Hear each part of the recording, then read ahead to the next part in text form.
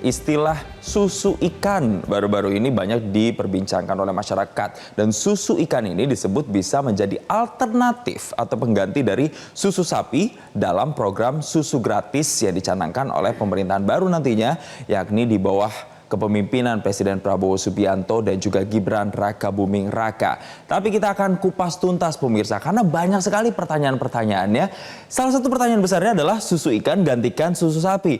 Memangnya bisa? Kita akan lihat pemirsa, mengapa kemudian wacana ini muncul, yakni salah satunya karena ada pernyataan atau ide yang kemudian disampaikan oleh Sis Apik Wijayanto selaku Direktur Utama Holding Pangan Food yang dirinya mengatakan pengadaan susu dari Mega Farm ini butuh 2-3 tahun.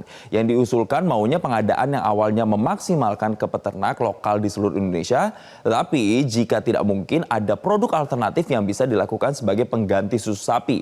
Misal dari ikan itu ada juga.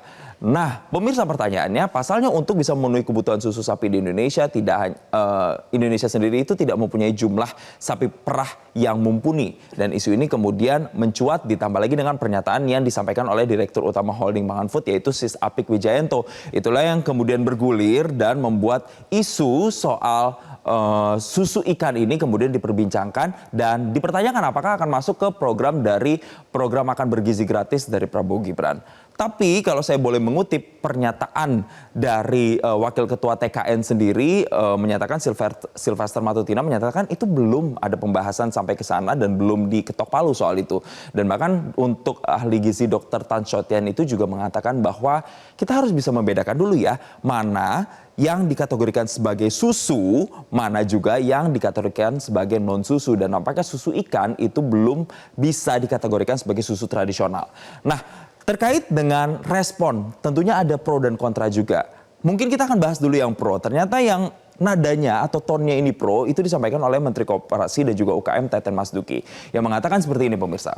Secara teknologi di dalam negeri sudah mampu untuk membuatnya dengan biaya yang tidak terlalu mahal. Wah, ini sentimennya sudah ke sisi ekonomis ya pemirsa ya. Sementara kita punya potensi ikan laut yang sangat besar dan susu ikan diproduksi dari ekstrak atau hidrolisat protein ikan yang diolah dari ikan-ikan murah yang tersedia melimpah. Jadi pemirsa, Kementerian Koperasi bersama dengan Kementerian Kelautan dan juga Perikanan atau KKP ini sebenarnya sudah melakukan pembinaan kepada pabrik-pabrik yang memang memproduksi susu ikan. Dan Teten Mas Duki sendiri mengatakan bahwa pabrik tersebut tinggal meningkatkan saja produktivitasnya.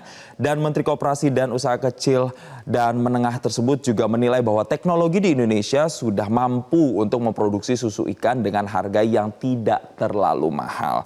Tapi sebenarnya ini tidak hanya pendapat dari Teten Mas Duki saja. Kita juga akan melihat pemirsa pernyataan yang bisa quote unquote dikatakan atau dikategorikan mendukung pernyataan tersebut. Kita akan simak pernyataan dari Wamentan berikut ini.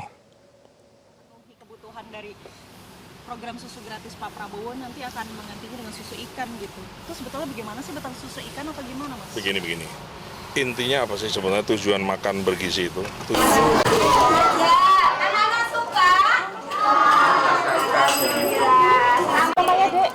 Dimakan enak ya, lezat ya. Ya, kami mohon maaf pemirsa atas kesalahan teknis kami, tapi intinya kalau saya boleh menggambarkan lagi bahwa Sudaryono ini mengatakan bahwa susu ikan itu bisa menjadi substitusi. Artinya kalau dikatakan oleh Sudaryono bahwa susu ikan ini bisa menjadi substitusi, itu mendukung pernyataan Teten Mas Duki sebelumnya yang memang kalau kita sudah punya sumber dayanya di Indonesia itu melimpah dan bisa diproduksi dengan harga yang kemudian lebih ekonomis. Sudaryono juga menyebutkan bahwa daging ikan ini dapat menjadi substitusi untuk memenuhi kebutuhan protein dalam program makan bergizi gratis. Dan politikus Partai Gerindra itu juga menyebutkan bahwa substitusi ini dimungkinkan mengingat komoditas tertentu ini mengalami surplus pemirsa, termasuk telur dan juga ikan. Jadi senada dengan apa yang dikatakan oleh Teten Mas Duki. Tapi sebenarnya pengolahannya seperti apa? Kita lihat pemirsa. Nah, Kemenkop, UKM dan KKP ini sudah melakukan pengembangan sebenarnya sejak tahun 2017. Jadi seperti apa sih sebenarnya? Sederhananya kami gambarkan begini pemirsa, susu ikan itu terbuat dari konsentrat protein ikan yang kemudian itu dicampur oleh zat-zat lain yang kemudian nanti dikatakan outputnya atau bentuknya itu diolah menjadi susu bubuk. Nah, susu bubuk itu mengandung yang dinamakan hidrosilat protein ikan atau kemudian HPI. Jadi itu sama saja seperti susu-susu yang kemudian susu sapi bubuk yang biasa banyak kita temukan di Indonesia, di banyak toko-toko begitu pemirsa. Nanti konsepnya akan seperti itu. Tapi selain membuat susu bubuk, produk turunannya itu juga sebelumnya sudah pernah dibuat pemirsa. Jadi ada kapsul, tepung, dan juga ekstrak ikan. Nah berikutnya dari segi nilai gizinya bagaimana ya? Kalau dari segi nilai gizinya, susu ikan sendiri ini banyak diklaim memiliki omega 3, DHA, dan juga EPA. Sementara kalau untuk susu sapi, itu kita bandingkan lebih kaya akan kalsium, vitamin D, dan juga protein. Meskipun disebut susu ikan pemirsa, sebenarnya susu ikan ini banyak ahli mengatakan tidak termasuk dalam kategori susu tradisional. Seperti saya kutip nih pemirsa, dari pernyataan Dr. Epi Taufik, seorang ahli biokimia susu dan juga dosen Fakultas Peternakan IPB yang menjelaskan bahwa istilah susu ikan itu belum dikenal dalam dunia ilmiah. Akan tetapi beberapa kali ahli gizi ini meragukan efektivitas dari rencana ini. Dan dokter gizi klinis Dr. Rina Wardani, saya tambahkan lagi, itu juga menjelaskan bahwa susu ikan memang kaya protein tetapi tidak bisa, sekali lagi, tidak bisa untuk menggantikan semua nutrisi penting yang terdapat pada susu sapi. Karena menurutnya biaya yang lebih rendah itu belum tentu setara dengan kualitas gizi yang optimal. Kemudian biaya yang dikeluarkan untuk susu ikan mungkin lebih rendah tetapi resiko kekurangan nutrisi itu harus diperhitungkan. Dan kalsium dalam susu sapi itu pemirsa ini sangat penting dan sangat tinggi untuk bisa menjaga kesehatan tulang dan juga gigi. Sementara vitamin D yang ada di susu sapi ini juga membantu penyerapan kalsium secara optimal. Dan untuk susu sapi itu juga mengandung ada kasein dan whey protein yang bermanfaat untuk pembentukan otot juga. Jadi secara garis besar, secara nilai gizinya ini udah berbeda pemirsa, peruntukannya pun juga sudah berbeda. Jadi kalau dikatakan apakah bisa menggantikan, ahli banyak yang mengatakan tidak bisa menggantikan. Lalu berikutnya pemirsa, dari segi nilai ekonomisnya harganya gimana ya? Kalau menurut perhitungan, jadi kalau untuk per 250 ml untuk susu ikan ini dihargai sekitar Rp5.000. Tapi kalau untuk susu sapi itu per 250 ml-nya dihargai sekitar Rp6.400. Ini perhitungannya saya ambil dari Dirjen Penguatan Daya Saing Produk Lautan dan juga Perikanan Budi Sulistyo yang mengatakan bahwa susu ikan ini merupakan inovasi yang nantinya diharapkan mampu melengkapi kebutuhan gizi anak, dan juga dirinya menyebut ikan yang selama ini digunakan menjadi bahan baku itu ada beberapa. Seperti misalnya ikan pete dan juga ikan selar yang harganya memang murah, terjangkau, dan mudah ditemukan di pasaran. Lalu daging ikan ini kemudian diolah melalui serangkaian proses dan pemurnian untuk bisa menghasilkan konsentrat protein ikan tadi yang kemudian diolah menjadi susu bubuk pemirsa.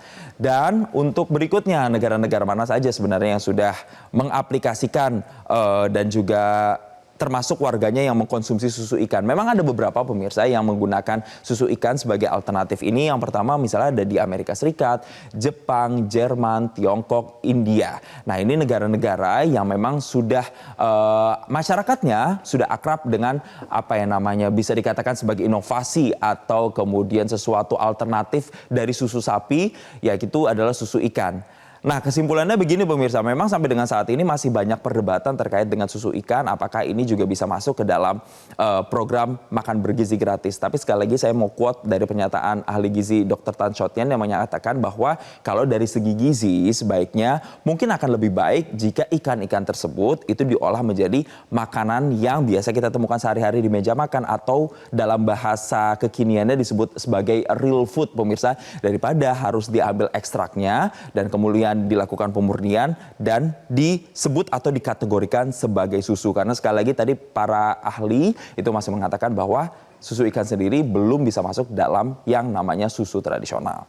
Nah pemirsa, demikian pemaparan saya soal susu ikan versus susu sapi.